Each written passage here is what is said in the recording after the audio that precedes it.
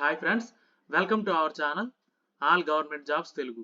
మనం ఈరోజు కోల్కతాలో ఉండే కోర్ట్ నుంచి ఒక నోటిఫికేషన్ రిలీజ్ అయిందండి. ఆ డీటెయిల్స్ అన్ని కూడా ఈ వీడియోలో క్లియర్గా ఎక్స్ప్లెయిన్ చేసుకుందాం.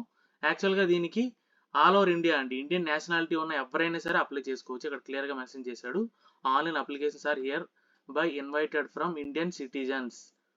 ఓకే, ఇండియన్ సిటిజన్షిప్ ఉన్న ఎవరైనా సరే అప్లై చేసుకోవచ్చు. ఓకే, అండ్ ఫర్దర్గా డీటెయిల్స్లోకి వెళ్ళే ముందు ఇంకా ఎవరైనా ఛానల్ని సబ్స్క్రైబ్ చేసుకున్నట్టయితే వెంటనే సబ్స్క్రైబ్ చేసుకోండి. మన ఛానల్లో లేటెస్ట్ గవర్నమెంట్ జాబ్ అప్డేట్స్ అన్నీ ఇస్తానండి. అంటే గవర్నమెంట్ నుంచి ఎలాంటి జాబ్ నోటిఫికేషన్ రిలీజ్ అయినా వెంటనే ఛానల్ అప్డేట్ చేస్తాను. ఇంకా అలానే ఎగ్జామ్ అప్డేట్స్ కూడా ఇస్తాను. అలానే సిలబస్ డీటెయిల్స్ కూడా క్లియర్గా ఎక్స్ప్లెయిన్ చేసి ఛానల్లో అప్డేట్ చేస్తానండి. దాంతోపాటు మీకు సెలక్షన్ ప్రొసీజర్ కూడా క్లియర్గా ఎక్స్ప్లెయిన్ చేసి ఛానల్లో అప్డేట్ చేస్తాను. ఈ డీటెయిల్స్ అన్ని కూడా మీకు ఛానల్లో అవైలబుల్గా దొరుకుతాయండి. అండ్ ఇంకా ఎవరైనా ఛానల్ని సబ్స్క్రైబ్ చేసుకున్నట్టయితే వెంటనే సబ్స్క్రైబ్ చేసుకోండి. డెఫినెట్గా మీకు ఛానల్ నుంచి యూస్ఫుల్ ఇన్ఫర్మేషన్ అయితే దొరుకుతుంది. అండ్ మనకి వాట్సాప్ ఛానల్ కూడా ఉందండి, లింక్ డిస్క్రిప్షన్లో పెట్టాను. ఛానల్లో కూడా జాయిన్ అవ్వండి, ఛానల్ నుంచి కూడా మీకు మంచి ఇన్ఫర్మేషన్ దొరుకుతుంది. అండ్ ఫర్దర్గా డీటెయిల్స్లోకి వెళ్తే చెప్పాను కదండి, కోల్కతాలో ఉండే కోర్ట్ నుంచి మనకి నోటిఫికేషన్ రిలీజ్ అయింది. యాక్చువల్గా దీనికి మేల్ అండ్ ఫీమేల్ ఇద్దరికి కూడా ఎలిజిబిలిటీ ఉందండి. ఇండియన్ సిటిజన్షిప్ ఉన్న ఎవరైనా సరే దీనికి అప్లై చేసుకోవచ్చు. ఆంధ్ర అండ్ తెలంగాణ కూడా హ్యాపీగా అప్లై చేసుకోవచ్చు. అండ్ ఫర్దర్గా చూసుకుంటే ఇంపార్టెంట్ డేట్స్ అండి, మనకి ఇంపార్టెంట్ డేట్స్ చూసుకుంటే ఏప్రిల్ 17th నుంచి ఆన్లైన్ అప్లికేషన్ ఓపెనింగ్ అనేది స్టార్ట్ అయింది. అండ్ మే 17th వరకు అవైలబుల్గా ఉంటుందండి. ఈ లోపే మీరు అప్లై చేసుకోవాలి. ఎక్కడికి వెళ్ళి అప్లై చేయాలి అంటే ఇక్కడ ఇచ్చారు కదండి, ఈ వెబ్సైట్లోకి వెళ్ళి అప్లై చేయాలి. ఈ వెబ్సైట్ లింక్ నేను డిస్క్రిప్షన్లో పెట్టాను, దాంట్లోకి వెళ్ళి మీరు డైరెక్ట్గా ఆ పేజ్లోకి వెళ్ళి అప్లై చేసుకోవచ్చు. అండ్ ఫర్దర్గా చూసుకుంటే చూసారా, టోటల్గా ఈ 6 పొజిషన్కి వేకెన్సీస్ రిలీజ్ అయ్యాయి అనమాట. ఇందులో చూసుకుంటే ఇంగ్లీష్ స్టెనోగ్రాఫరు అలాగే లో డివిజన్ క్లర్క్ ఈ 2 పొజిషన్లకి 10th స్టాండర్డ్ పాస్ అయితే సరిపోతుందండి. ఇంకా ఫర్దర్గా డీటెయిల్స్ కూడా నెక్స్ట్ చూద్దాం. అండ్ మిగిలిన అన్ని పొజిషన్స్కి కూడా మీకు 8th స్టాండర్డ్ అండి, 8th క్లాస్ పాస్ అయితే 8th క్లాస్ పాస్ అయిన ప్రతి ఒక్కరు కూడా అప్లై చేసుకోవచ్చు ఈ అన్ని పొజిషన్లకి కూడా మిగిలినవి. ఓకే, అండ్ పే స్కేల్ చూసుకుంటే మంచి పే స్ట్రక్చర్ ఇచ్చాడండి. పే స్కేల్ అనేది ఇంగ్లీష్ స్టెనోగ్రాఫర్ పే లెవెల్ 10 అండి, 32,100 నుంచి 82,900, అంటే మీకు ఈజీగా 60,000 వరకు గ్రాస్ శాలరీ అనేది ఉంటుంది అనమాట. అలాగే lower division clerk group C position, ఇది పే లెవెల్ 6, దీన్ని చూసుకుంటే 22,700 నుంచి 58,500, దీనికి కూడా మీకు నియర్లీ 45,000 వరకు గ్రాస్ శాలరీ అనేది ఉంటుంది. అలాగే ప్రాసెస్ సర్వర్, దీనికి చూసుకుంటే పే లెవెల్ 5, ఇది కూడా 21,000 నుంచి 54,000 వరకు ఉంది, అంటే ఇది కూడా మీకు 40,000 వరకు ఈజీగా శాలరీ ఉంటుంది.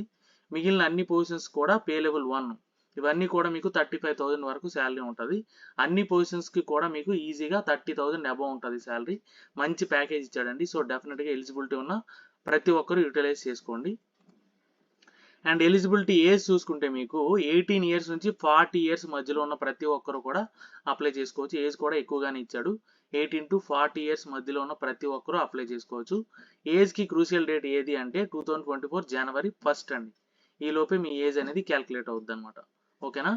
అండ్ ఇంకొక ఇంపార్టెంట్ పాయింట్ ఏంటి అంటే ఈ వెస్ట్ బెంగాల్ రెసిడెన్సీ ఉన్న వాళ్ళకి తప్ప మిగిలిన వాళ్ళు ఎవరికి కూడా, మిగిలిన ఏ స్టేట్ వాళ్ళకి కూడా రిజర్వేషన్ క్లెయిమ్ చేయడానికి అవ్వదు. ఓకే, ఎస్సీ ఎస్టీ ఓబీసీ ఈ రిజర్వేషన్ క్లెయిమ్ చేయడానికి అదర్ స్టేట్ వాళ్ళకి అవ్వదు, ఓన్లీ వెస్ట్ బెంగాల్ రెసిడెన్సీ వాళ్ళకి అప్లై అంటే ఈ రిజర్వేషన్ క్లెయిమ్ చేయడానికి అవుతుంది. మిగిలిన వాళ్ళందరూ కూడా అన్రిజర్వ్డ్ క్యాండిడేట్స్ కింద ట్రీట్ చేయబడతారని చెప్పి ఇక్కడ క్లియర్గా మెన్షన్ చేశాడు. ఓకేనా, మిగిలిన వాళ్ళందరికీ కూడా అన్రిజర్వ్డ్ కేటగిరీలో ఉన్న పోస్టులకి ఎలిజిబిలిటీ ఉందన్నమాట. అండ్ ఫర్దర్గా చూసుకుంటే ఎసెన్షియల్ క్వాలిఫికేషన్స్ అండి, ఇండివిజువల్ పొజిషన్స్ కాన్నిటికి ఎసెన్షియల్ క్వాలిఫికేషన్స్ అవి ఇక్కడ క్లియర్గా మెన్షన్ చేశాడు.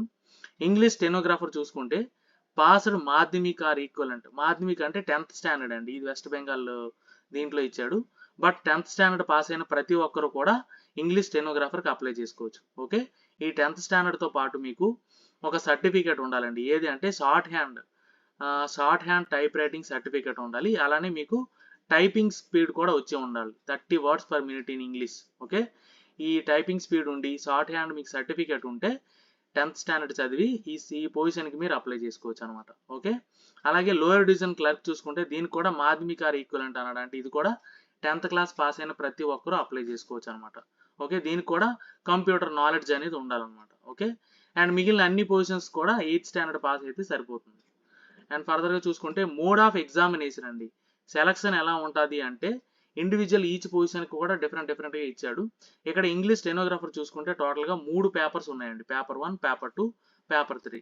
అందులో పేపర్ 1 ఏంటంటే జనరల్ ఇంగ్లీష్లో spellings, correct use of words ఇవన్నీ కూడా మీకు గ్రామర్ మీద ఉంటాయి.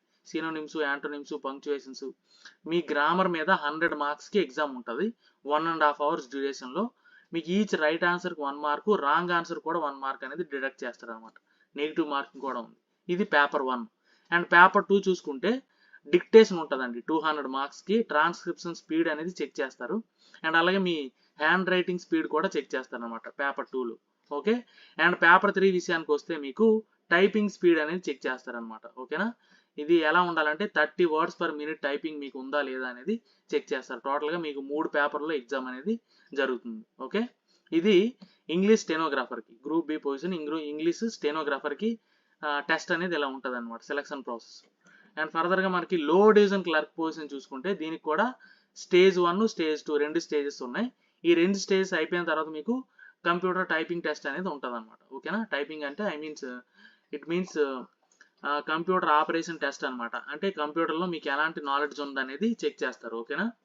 అండ్ ఇక్కడ చూసుకుంటే మీకు స్టేజ్ 1లో 100 క్వశ్చన్స్ ఉంటాయండి. ఇదంతా కూడా ఎలా ఉంటుందంటే English, general knowledge, current affairs వీటిపైన మీకు, అలానే simple arithmetic, general knowledge, current affairs వీటిపైన మీకు 100 మార్క్స్కి క్వశ్చన్స్ ఉంటాయి, మల్టిపుల్ చాయిస్ క్వశ్చన్స్. ఇది కూడా ఈచ్ రైట్ ఆన్సర్కి 1 మార్కు, రాంగ్ ఆన్సర్కి 1 మార్కు డిడక్ట్ అయిపోద్ది అనమాట. అండ్ ఇక్కడ మీకు 90 minutes టైం ఉంటుంది. 90 minutes డ్యూరేషన్లో మీకు 100 క్వశ్చన్స్ అటెంప్ట్ చేయాలి. ఓకే.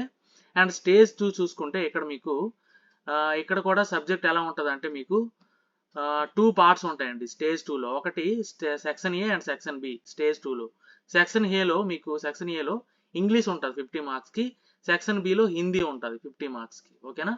ఈ సెక్షన్ ఏ అంటే స్టేజ్ 1, స్టేజ్ 2 క్వాలిఫై అయిన వాళ్ళకి personality test and computer operation test ఉంటుంది. చెప్పాను కదండి, కంప్యూటర్ ఆపరేషన్ మీద మీకు ఎంత నాలెడ్జ్ ఉన్నది అనేది చెక్ చేస్తారనమాట. ఇవన్నీ క్వాలిఫై అయితే మీకు ఫైనల్ సెలక్షన్ అనేది జరుగుతుంది అనమాట. ఓకేనా. ఇది లో డివిజన్ క్లర్క్కి సెలక్షన్ ప్రొసీజర్ అనమాట. ఓకే. అండ్ ఫర్దర్గా చూసుకుంటే అప్లికేషన్ ఫీజ్ అండి. అప్లికేషన్ ఫీజ్ విషయానికి వస్తే ఇంగ్లీష్ స్టెనోగ్రాఫర్కి 800 రూపీస్, లో డివిజన్ క్లర్క్ ప్రాసెస్ సర్వర్కి 700 రూపీస్ అనమాట. ఓకే. మిగిలిన అన్ని పొజిషన్లకి 400 రూపీస్. ఇది కూడా ఆన్లైన్లో మాత్రమే పే చేయాలి. Other mode of application fee అనేది ఏది యాక్సెప్ట్ చేయరు. ఓకే. అండ్ అడ్మిట్ కార్డ్ విషయానికి వస్తే మీకు కన్సర్న్ వెబ్సైట్ ఏదైతే ఉందో వెబ్సైట్ లింక్ డిస్క్రిప్షన్లో పెట్టాను. వెబ్సైట్లో మీకు ఎప్పుడైతే హాల్ టికెట్ అవైలబుల్గా ఉంటుందో అప్పుడు మీకు ఇంటిమేషన్ కూడా వస్తుంది. అప్పుడు మీరు అక్కడి నుంచి డౌన్లోడ్ చేసి ఎగ్జామ్కి అటెండ్ అవ్వచ్చు. ఎగ్జామ్కి వెళ్ళి రావడానికి మీకు డిఏ ఏం ప్రొవైడ్ చేయరండి. ఓన్ ఎక్స్పెండిచర్తోనే మీరు వెళ్ళి రావాలి ఎగ్జామ్కి. అండ్ ఫర్దర్గా చూసుకుంటే అప్లికేషన్ అనేది ఎలా అప్లై చేయాలంటే ఇక్కడ ఇచ్చిన వెబ్సైట్లోకి వెళ్ళి అప్లై చేయాలి. ఓకేనా. ఓన్లీ ఆన్లైన్ మోడ్ అప్లికేషన్ మాత్రమే యాక్సెప్ట్ చేస్తారు. అండ్ ఇంకోటి ఏంటంటే 1 candidate can apply for 1 post only ఒక పోస్ట్కి మాత్రం అప్లై చేయడానికి అవుతుంది. మీకు ఎలిజిబిలిటీ ఉన్నా సరే ఓన్లీ ఒక పోస్ట్కి మాత్రమే అప్లై చేయడానికి అవుతుంది. అదొకటి దృష్టిలో పెట్టుకోండి. అండ్ ఫర్దర్గా చూసుకుంటే మీరు అప్లై చేసేటప్పుడు ఏ డాక్యుమెంట్స్ ప్రొడ్యూస్ చేయాలి, ఆన్లైన్లో అప్లోడ్ చేయాలి అనేది ఇక్కడ కూడా క్లియర్గా మెన్షన్ చేశాడు. ప్రూఫ్ ఆఫ్ ఏజ్ అంటే మీ 10th standard సర్టిఫికేట్ ఉంది కదా అదొకటి, అలాగే మీ education qualification certificate, proof of caste మనకి ఇది అవసరం లేదండి. అలాగే డిసేబిలిటీ ఉంటే డిసేబిలిటీ సర్టిఫికేట్, అలాగే ఎక్స్ సర్వీస్ మ్యాన్ అయితే ఎక్స్ సర్వీస్ మ్యాన్, ఒకవేళ మీ సర్వీస్లో ఉంటే no objection certificate and computer training certificate ఇవన్నీ కూడా మీరు స్కాన్ చేసి పెట్టుకొని అప్పుడు అప్లికేషన్ ప్రాసెస్ స్టార్ట్ చేస్తే బెటర్ అనమాట. అండ్ ఫర్దర్గా చూసుకుంటే ఒకసారి అప్లై చేసిన తర్వాత మీరు ప్రింట్అవుట్ తీసుకొని అది మీ దగ్గర సేవ్ చేసి పెట్టుకుంటే బెటర్ అండి. అండ్ ఫర్దర్గా డాక్యుమెంట్ వెరిఫికేషన్లో దాని రిక్వైర్మెంట్ ఉంటుంది అనమాట. ఇంకోటి ఈ నోటిఫికేషన్ రిలేటెడ్గా ఏమైనా క్వరీస్ ఉన్నాయనుకోండి, ఇక్కడ మెయిల్ ఐడి ఇచ్చాడు కదా, ఈ మెయిల్ ఐడికి మీరు మెయిల్ చేస్తే డెఫినెట్గా వాళ్ళు రెస్పాండ్ అవుతారు. ఇవన్నీ డీటెయిల్స్. ఏమైనా డౌట్స్ ఉంటే కమెంట్ చేయండి, డెఫినెట్గా క్లారిఫై చేస్తాను. వీడియో నచ్చితే లైక్ చేయండి, మీ ఫ్రెండ్స్కి షేర్ చేయండి, ఛానల్ని సబ్స్క్రైబ్ చేయడం మర్చిపోకండి. Thank you so much.